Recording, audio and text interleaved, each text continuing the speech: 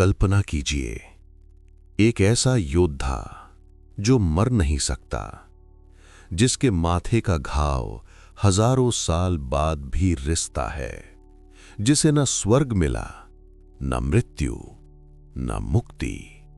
और सबसे चौंकाने वाली बात, जब स्वयं भगवान श्री कृष्ण धरती पर थे, तब भी उन्होंने इस योद्धा को मारने से मना कर दिया। क्यों? क्या श्री कृष्ण नहीं मार सकते थे, या क्या वे मारना ही नहीं चाहते थे? आज हम बात करेंगे महाभारत के सबसे भयानक रहस्य की, अश्वत्थामा। अश्वत्थामा कोई साधारण योद्धा नहीं था। वो गुरु द्रोणाचार्य का पुत्र था और कहा जाता है कि उसमें स्वयं भगवान शिव का अंश था।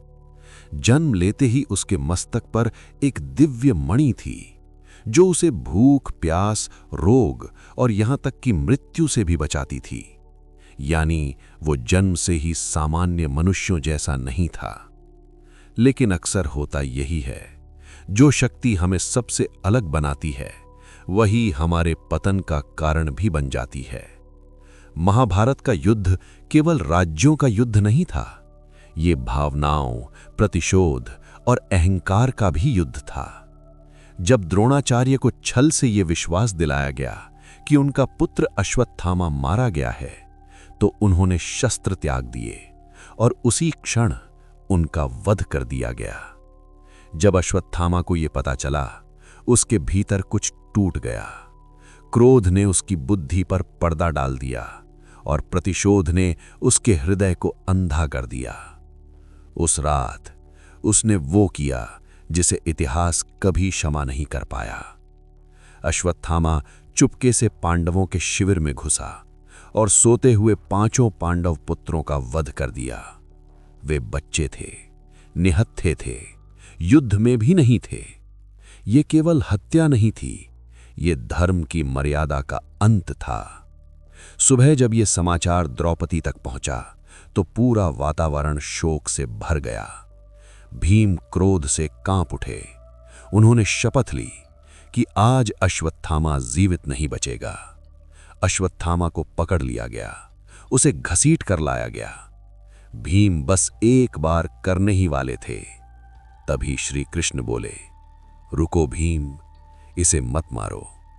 सोचिए, जिस कृष्ण ने कंस का अंत किया, शिशुपाल को क्षमा की सीमा पार करने पर मार दिया और अधर्म के विरुद्ध हमेशा खड़े रहे, वही कृष्ण आज एक बाल हत्यारे को बचा रहे थे।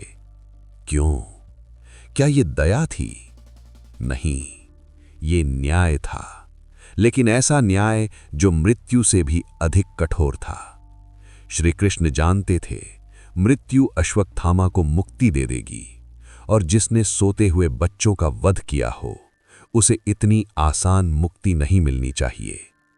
तब श्री कृष्ण ने उसकी दिव्य मणि छीन ली और उसे श्राप दिया, तू हजारों वर्षों तक इस धरती पर भटकेगा, तेरे घाव कभी नहीं भरेंगे, तू लोगों से दूर रहेगा, तू मृत्यु की कामना करेगा, पर मृत्यु तुझे नहीं मिलेगी। जरा सोचिए, मृत्यु अंत होती है, लेकिन अश्वत्थामा के लिए अंत भी छीन लिया गया। अमर होकर भी वो एक मृत जीवन जीने को मजबूर था। कई कथाओं में कहा जाता है कि अश्वत्थामा आज भी जीवित है। कुछ लोगों ने दावा किया कि उन्होंने उसे घने जंगलों में देखा, कुछ कहते हैं पुराने किलों और खंडहरों में, और कुछ साधुओं का मानना है उसके माथे का घाव आज भी ताजा है। सच क्या है, कोई नहीं जानता, लेकिन यह रहस्य आज भी लोगों को डराता है। अब सवाल उठता है, क्या श्री कृष्ण अश्वत्थामा से डर गए थे? उत्तर है नहीं, श्री कृष्ण डरते नहीं। वे जानते थे कि कुछ पाप ऐसे होते हैं जिनका दंड मृत्यु नहीं हो सकता। अश्वत्थामा को मार देना आसान था, लेकिन उसे उसके कर्मों के साथ अनंत काल तक जीने देना, यही सच्चा दंड था। अश्वत्थामा की कहानी हमें एक गहरी सीख देती है। जब शक्ति धर्म से अलग हो जाती है, तो वरदान भी अभिशाप बन जाता है, और कभी-कभी भगवान भी मृत्यु नहीं देते, वे जीवन देते हैं, लेकिन ऐसा जीवन जो हर पल अपने कर्मों की याद दिलाए। अब जरा सोचिए, अगर अश्वत्थामा सच में आज भी जीवित हो तो क्या वो मुक्ति की तलाश में भटक रहा होगा? और अगर वो आपके सामने आ जाए तो क्या आप उसे पहचान पाएंगे?